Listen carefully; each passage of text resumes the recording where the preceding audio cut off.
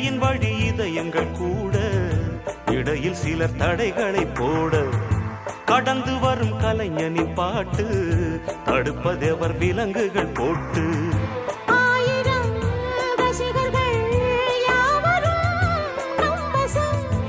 ஆனந்த கீதத்தில் தோன்றிடும்